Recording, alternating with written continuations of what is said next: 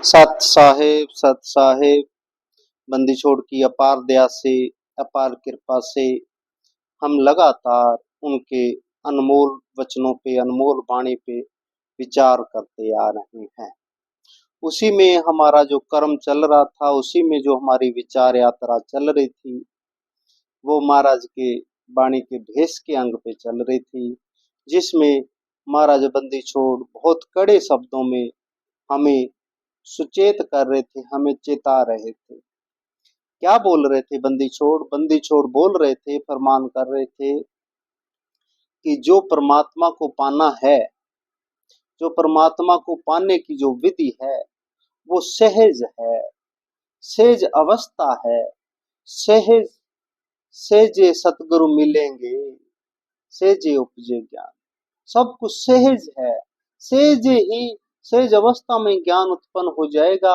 सहजे सहजे ही इस जीवन में बाकी के जो संसारिक कर्म है वो करते करते वो परमात्मा मिल जाएगा। ये हमारी एक मन की अवस्था है, और उसको परमात्मा को पाने का एक सहज अवस्था में ही परमात्मा मिलता है। फिर महाराज बंदी छोड़ ने कड़े शब्द बरते। कड़े शब्द इसलिए बरते, महाराज बंदी छोड़ ने अडंबरों का खंडन किया। महाराज कहते हैं, बंदी छोड़ फरमान करते हैं कि अगर तेरे हृदय के अंदर उस परमात्मा की कोई झलक नहीं है, परमात्मा की प्राप्ति का तेरे जीवन के अंदर कोई लक्षण नहीं है, पर तुम बाहरी वेशभूषा से अपने आप को सबसे बड़ा साधु संत फकीर बनाने पे तुला है, तो ये तेरी सारी की जो सारी क्रिया है वो सिर्फ और सिर्फ बाहरी लोगों के दिखाने के लिए है। बंदी छोड़ फरमान करते हैं, जैसे संत महापुरुष हमें बताते भी हैं, अगर हम अकेले में जा रहे हों तो हमारी चाल रंग ढंग और होते हैं, और जब हमें कोई चार इंसान देख रहे हो तो हमारी जो चाल अलग होती है, हमारे बोलने का लहजा अलग होता है। बंदी छोड़ कहते हैं, बंदी छोड़ फरमान करते हैं कि अगर तेरा भी यही हाल है, अगर तेरी जो है चाल चलन बोल चाल जो वेशभूषा है अगर बाहरी लोगों के हिसाब से बदल रही है, तो फिर तेरे को उस परम पिता परमात्मा, उस बंदी छोड़ की प्राप्ति नहीं हुई, फिर तो उस मार्ग पे चला ही नहीं। अगर तेरे को वो पूर्ण परमात्मा की अनुभूति हो गई, फिर दुनिया दुनिया हमें क्या दे सकती है? एक साधु को दुनिया क्या दे सकती है? एक साधु के दुनिया एक बाल के जितना भी सारी दुनिया का जो है खिलारा अगर मिल जाए तो भी एक ब्रोम के जितनी भी कीमत अदा नहीं कर सकती। महाराज कहते हैं ये दुनिया क्या दे सकती है? दुनिया कुछ नहीं दे सकती। इसलिए बंदी छोड़ फरमान करते हैं कि तू अपनी जो लिव है परमात्मा से लगा, और इसी कारण महाराज ने अनेकों ने खंडन मंडन किए हैं। महाराज बंदी छोड़ फरमान कर रहे हैं कि छेक सहस छेक के मटके घाले नीर, झरने बैठे मानवी कंपत बदन शरीर।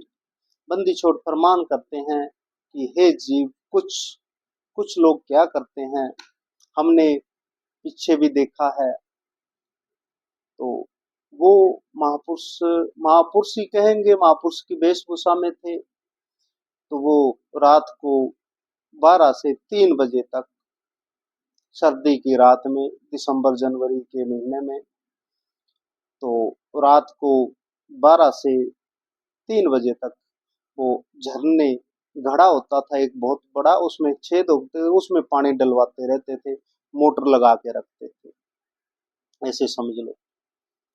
तो महाराज कहते हैं, बंदी छोड़ फरमान करते हैं कि अगर तुझे बैठना है, अगर बैठना है, अगर ये अलग अलग अनेकों अनेक छेद करके झरने के नीचे बैठना है, तो वो झरना कहाँ है, इसके विषय में सोच कर, इस विषय में विचार कर, इस विषय में चिंतन कर। वो ये बाहरी झरना नहीं है, बाहरी झरने बाहरी पानी का मसला नहीं है। असल मसला तो उस पूर्ण परमात्मा के जो अथाह प्रेम बरस रहा है, जो आनंद बरस रहा है, जो उसके प्रेम, उसके दर्शन से मन शीतल हो जाता है, पतित हो जाता है, पुनीत हो जाता है, जो मन ठंडा हो जाता है।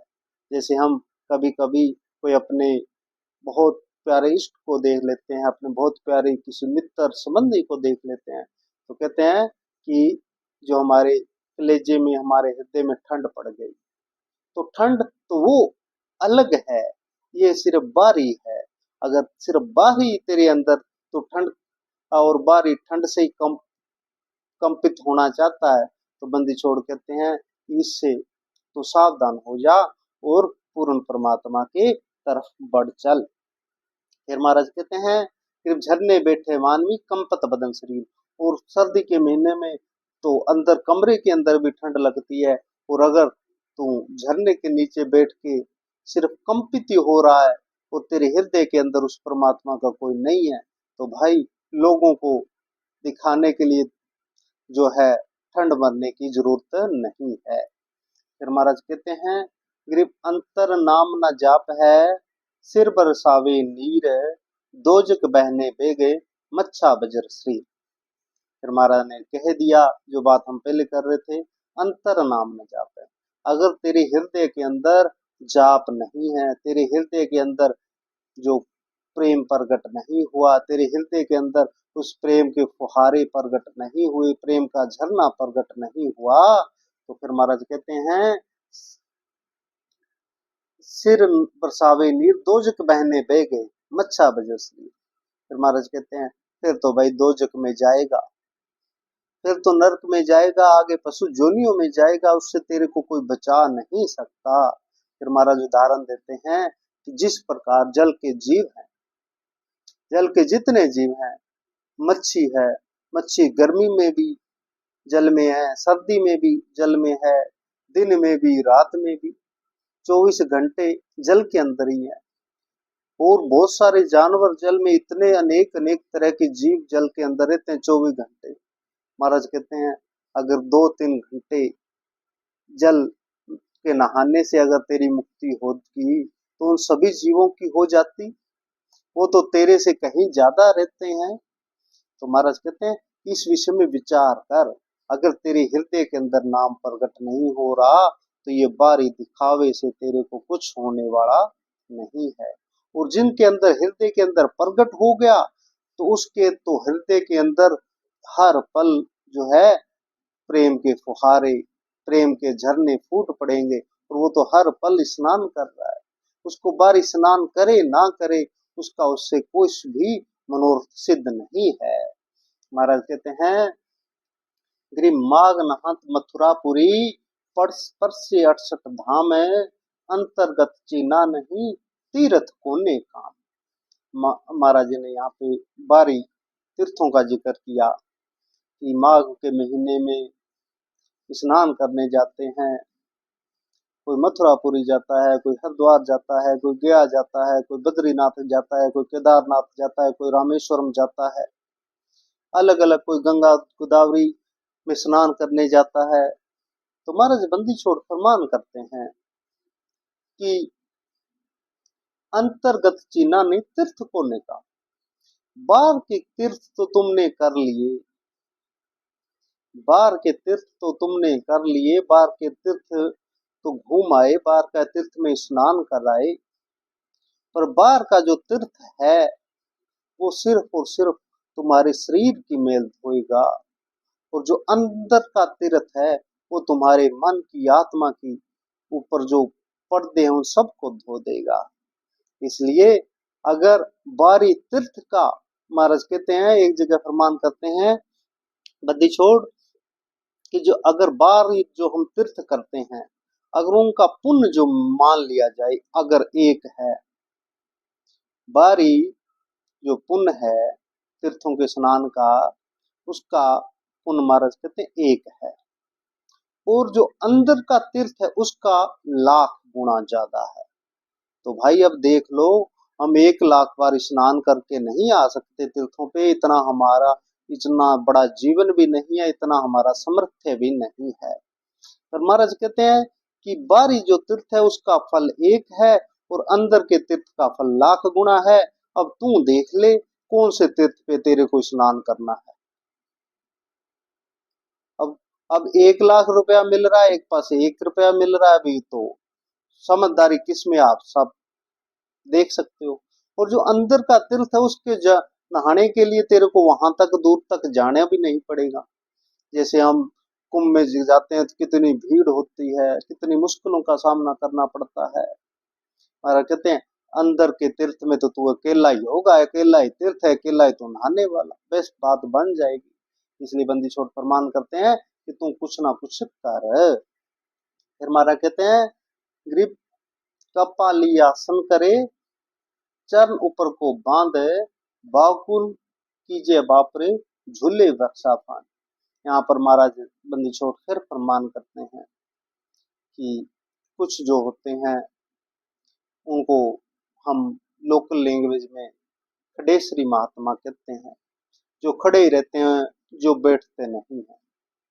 आपने देखे होंगे सबने, उनके पांव भी बड़े बड़े हो जाते हैं क्योंकि खून प्रवेश करने से फिर सोज आ जाती है पैरों में।